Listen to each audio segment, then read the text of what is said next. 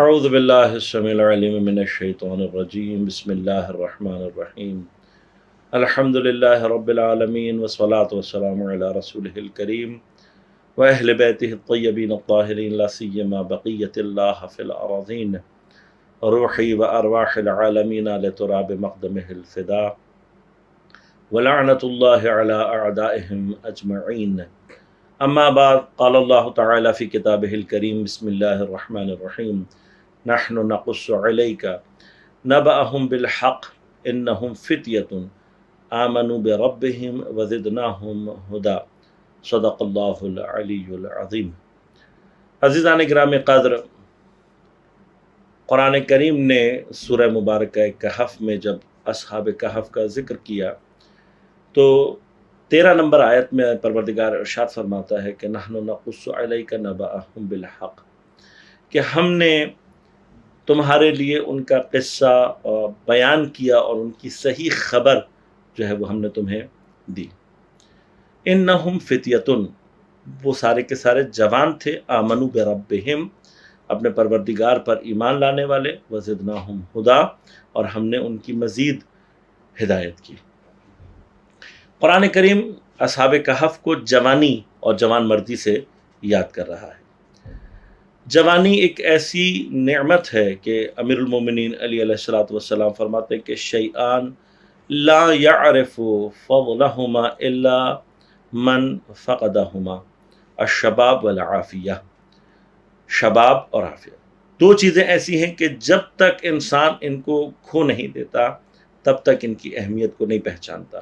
ان میں سے ایک جوانی ہے اور دوسری عافیت یا صحت و سلامتی۔ انسان بیمار ہوتا ہے تو اسے پتہ لگتا ہے کہ صحت کتنی بڑی نعمت ہے، اور جب بوڑھا ہوتا ہے تب اسے پتہ لگتا ہے کہ جوانی کتنی بڑی نعمت ہے۔ یہاں اس آیت میں اللہ تعالیٰ نے اصحاب کہف کے بارے میں جو فرمایا کہ انہم فتیہ، وہ جوان ہیں۔ امام صادق علیہ السلام نے کسی سے پوچھا کہ تم یہ بتاؤ کہ اللہ تعالیٰ نے جو تمہاری نظر میں جوان کسے کہتے ہیں، فتح کا لفظ کس کے لیے استعمال ہوتا ہے؟ تو اس نے کہا کہ ہم جوان کے لیے کہتے ہیں۔ امام نے فرمایا کہ نہ، الفتح المؤمن ان الاصحاب الکہف کانوا شیوخا فسماہم اللہ فتیہ بے ایمانہم۔ امام فرماتے ہیں اس سے کہ نہیں، فتح یعنی جو لفظ فتح ہے یہ عمر کے اعتبار سے کم عمر شخص کے لیے استعمال نہیں کیا جاتا، بلکہ اصل جوان وہ ہے کہ جس کے پاس ایمان ہے۔ اور پھر امام نے یہاں پر مثال دے کر فرمایا کہ ان اصحاب الکہف کانوا شیوخا، کہ اصحاب کہف جو تھے وہ بڑی عمر کے لوگ تھے، لیکن اللہ نے قرآن میں اس مقام پر ان کو جوان کیوں کہا؟ ان کے ایمان کی وجہ سے۔ لہذا یہ یاد رکھیے گا کہ اصل جوانی ایمان کے ساتھ ہے، اور ایمان بنیادی طور پر انسان کے اندر ایک ایسا عالی ہدف لے کر آتا ہے کہ جس ہدف کی وجہ سے جب تک وہ ہدف پیش نظر رہتا ہے انسان کے اوپر بڑھاپا نہیں آتا۔ دیکھیے آج آپ ماشاءاللہ جوان حضرات، اگر میں آپ سے کہوں کہ آپ وہ جو چھوٹے بچوں کے لیے کھلونے لیے جاتے ہیں، میں آپ سے کہوں کہ اگر میں آپ کو دینا چاہوں تو آپ مجھ سے قبول نہیں کریں گے۔ اس کی وجہ کیا ہے؟ آپ یہ کہیں گے نہیں، اب میں چونکہ بڑا ہو چکا ہوں اور یہ کھلونے بچوں کے ہیں، لہذا میں وہ خواہشات نہیں رکھتا جو بچوں کے اندر تھی۔ اس سے ایک بات جو ہمیں سمجھ میں آتی ہے وہ یہ کہ بڑے ہونے کی علامت یہ ہے کہ انسان کا جو نظر اور انسان کی بصیرت اور اس کے اہداف جیسے جیسے بڑے ہوتے چلے جاتے ہیں، انسان اسی اعتبار سے بڑا ہوتا چلا جاتا ہے۔ لہذا یاد رکھیے گا کہ زندگی میں آپ کا ہدف جتنا متعالی ہوگا اتنے ہی آپ جوان رہیں گے۔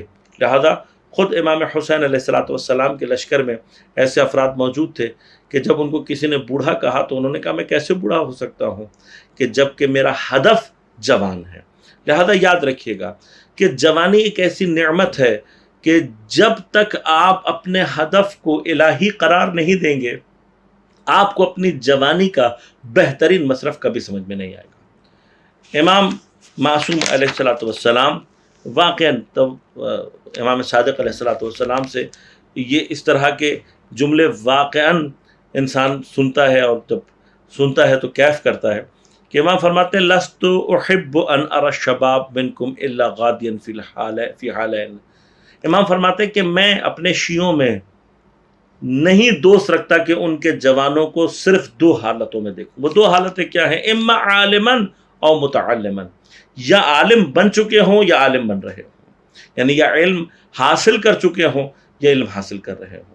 لہذا امام علیہ الصلوۃ والسلام نے جوانوں کو اپنی زندگی میں جو بہترین ہدف، یعنی آج اگر امام زمان علیہ الصلوۃ والسلام تشریف لاتے ہیں اور وہ تشریف لانے کے بعد جوان ان کے سامنے کھڑے ہو کر یہ کہنا چاہیں کہ مولا ہم نے اپنی جوانی میں اپنی جوانی کے ہوتے ہوئے جو ہدف تھا اس کو پورا کیا، تو وہ کیا ہدف ہونا چاہیے؟ ایک جوان کو ہمیشہ اپنی زندگی میں یہ سوچنا چاہیے کہ میں عند اللہ میری جو نظر ہے وہ کیا ہے، اور میں اپنے زمانے کے امام کو اپنی جوانی کا جواب دے سکتا ہوں یا نہیں۔ تو عزیزان من، جوانی میں اسی لیے پیغمبر اکرم صلی اللہ علیہ وآلہ وسلم کا مشہور قول ہے من تعلم فی شبابہ کان بمنزلۃ الرسم فی الحجر۔ پیغمبر اکرم صلی اللہ علیہ وسلم فرماتے ہیں کہ جس نے اپنی جوانی میں تعلیم حاصل کی یہ اس طریقے سے ہے جس طرح سے پتھر کے اوپر کوئی نقش باندھ دیا جائے۔ عزیزان من، یہ یاد رکھیے گا کہ جوان شیطان کا سب سے اہم شکار ہوتا ہے۔ جو لوگ بڑھاپے کی سرحد میں داخل ہو چکے ہوتے ہیں، جن میں اصلاً کئی گناہ کرنے اور کئی لذتوں کا فقدان پیدا ہو چکا ہوتا ہے اور گناہ کرنے کی طاقت ان کے اندر نہیں رہتی، شیطان کو ایسے افراد سے کوئی سروکار نہیں۔ لہذا شیطان کے لیے بوڑھے آدمی کی نماز اس کو پریشان نہیں کرتی، بوڑھے انسان کا روزہ اس کو پریشان نہیں کرتا۔ وہ آدمی کہ جس کی زندگی میں خوراک ویسے ہی ختم ہو گئی ہو، اگر وہ روزہ رکھے گا تو کمال کیا ہے۔ لہذا بوڑھا جس کی زندگی سے نیند ویسے ہی ختم ہو گئی ہے، اگر ساری رات بیٹھ کر تسبیح پڑھتا رہے تو شیطان کو اس کی تسبیح سے خوف نہیں آتا۔ شیطان کو جس سے خوف آتا ہے وہ ایک پاک دل اور پاک نوجوان ہے۔ جب تک جوان اپنی عصمت اور عفت کو سنبھالے رکھتا ہے اس وقت تک وہ شیطان کے لیے سب سے خطرناک ہوتا ہے۔ لہذا آج کا دور میرے عزیزوں کہ جو اس وقت خرافات کا دور ہے، وہ دور کہ جس کے اندر فحاشی چاروں طرف پھیلی ہوئی ہے، کیا کرنا چاہیے؟ یہ یاد رکھیے گا کہ جتنا کسی مقام تک پہنچنا مشکل ہوتا چلا جاتا ہے اتنا اس مقام تک پہنچنے کے لیے اللہ کی طرف سے مدد اتنی ہی شدید ہوتی ہے۔ میں نے آپ کے سامنے اصحاب کہف کا ذکر کیا۔ اصحاب کہف کے بارے میں کبھی اگر آپ تاریخ میں اور تفاسیر میں پڑھیں گے تو آپ کو حیرت ہوگی۔ یہ وہ دور تھا کہ جس مملکت میں یہ رہنے والے تھے اس مملکت میں خدا کا نام لینے والا کوئی موجود نہیں تھا۔ حضرت عیسیٰ کی تعلیمات کے صرف کچھ چیزیں ان تک پہنچی تھیں، اور ان میں سے بعض نے اپنی عقل تفکر کے ذریعے سے الہی راستے کا انتخاب کیا، اور انتخاب کرنے کے بعد جب انہوں نے اس مختصر ترین تعلیم سے بھی خدا کو درک کیا تو انہوں نے تمام تر حوصلے کے ساتھ، تمام تر ہمت کے ساتھ اپنے زمانے کے طاغوت اور ظالم بادشاہ جو اپنے آپ کو خدا کہلاتا تھا اس کے سامنے قیام کیا۔ اگر ہم اس زمانے میں جا کر اصحاب کہف سے پتہ کو دیکھیں اور ان کے بارے میں معلومات ہیں تو ان کے پاس کچھ بھی نہیں تھا، نہ ان کے پاس تعلیمات تھی، نہ ان کے پاس انجیل تھی، نہ وہ کبھی حضرت عیسیٰ سے ملے تھے، بہت ساری چیزیں ان کے پاس کچھ بھی موجود نہیں تھا۔ لیکن جب انہوں نے اللہ کے راستے میں قدم اٹھانے کی کوشش کی تو پروردگار نے ان کو نہ صرف ایسی مدد کی بلکہ وہ مقام عطا کیا کہ آج تک انسان اس کے اوپر جو ہے وہ رش کرتا ہے اور اس کو غبطہ ہوتا ہے کہ یہ مقام جو ہے وہ کاش ہمیں ملتا۔ جن کے لیے اللہ تعالیٰ ایمان کی گواہی دے اس مقام پر وہ لوگ پہنچے ہیں۔ انہوں نے کیا کمال کیا تھا؟ انہوں نے کم ترین وسائل میں، مشکل ترین حالات میں اپنے ایمان کو باقی رکھنے کی کوشش کی تھی۔ لہذا اگر آج ہم یہ دیکھتے ہیں کہ عفت کو اور عصمت کو بچانے کے امکانات کم ترین ہیں تو یاد رکھیے گا کہ اللہ کی مدد بھی اتنی ہی شدید ہے۔ جتنا اس دور کے اندر عزیزان من ہمارے لیے دشمن نے، شیطان نے فحاشی کا سامان اور مشکلات ایجاد کی ہوئی ہیں اتنا ہی پروردگار کی جانب سے ہمارے لیے آسانیاں موجود ہیں۔ لہذا یہ یقیناً جوان جب ہم سے آ کر سوال کرتا ہے کہ آج کے دور میں میں کس طریقے سے اپنی عفت، اپنی حیا اور اپنی شرم کو باقی رکھوں، تو عزیزان من مشکل کام ضرور ہے۔ ایک چھوٹا سا واقعہ کسی نے بیان کیا کہ کسی عالم دین سے آ کر کسی نے پوچھا اور کہا کہ اتنی فحاشی، اتنا سب کچھ ہے اور لوگ دین پر عمل نہیں کر رہے، دین کے خلاف کر رہے ہیں، میں کیا کروں؟ اس شخص نے، اس عالم دین نے اس جوان کو ایک پیالہ دیا جو کہ اوپر تک بھرا ہوا تھا، اور اس نے کہا کہ یہ پیالہ لے کر ایک چکر لگا کر آؤ اور دیکھو اس میں سے پانی گرنا نہیں چاہیے۔ وہ جوان جب اس کو چکر لگا کر آیا اور اس نے پانی کو باقی رکھا تو اس نے آ کے اس عالم دین سے کہا کہ دیکھیں اس میں پانی بالکل بھی نہیں گرا۔ اس نے شاباشی دی، پیالہ رکھوایا اور پوچھا کہ آپ بتاؤ تم نے کیا کیا دیکھا؟ اس نے کہا میں تو پوری توجہ میری اس پیالے کے اوپر تھی، لہذا میں اطراف میں کسی بھی چیز پر غور نہیں کر سکا۔ عزیزان من، آپ کے اور ہمارے پاس سب سے بڑا تحفہ خود وجود مبارک امام زمانہ علیہ السلام۔ اپنی تمام تر توجہات کو امام زمانہ علیہ السلام پر مرکوز کریں۔ آپ کے اور کے لیے بہترین وسیلہ جناب قاسم ابن الحسن علیہ السلام ہیں۔ حضرت سے توسل کریں، جناب علی اکبر علیہ السلام سے توسل کریں، حضرت عباس علیہ السلام سے توسل کریں، کیونکہ یہ وہ جوان ہیں کہ جو آپ کے لیے آئیڈیل ہونے چاہیے۔ ہم نے صرف یہ دیکھا ہے کہ جو جناب قاسم علیہ السلام کو آئیڈیل بنا لیتا ہے وہ خود 13 برس کی سن میں عارف بن جاتا ہے، مجاہد بن جاتا ہے۔ لہذا عزیزان من، آپ کے لیے بھی وہ راہ موجود ہے۔ یہ یاد رکھیے گا کہ امام زمانہ علیہ السلام کو پیش کرنے کے لیے آپ کے پاک دامن اور پاک دل سے بڑا تحفہ کوئی نہیں ہو سکتا۔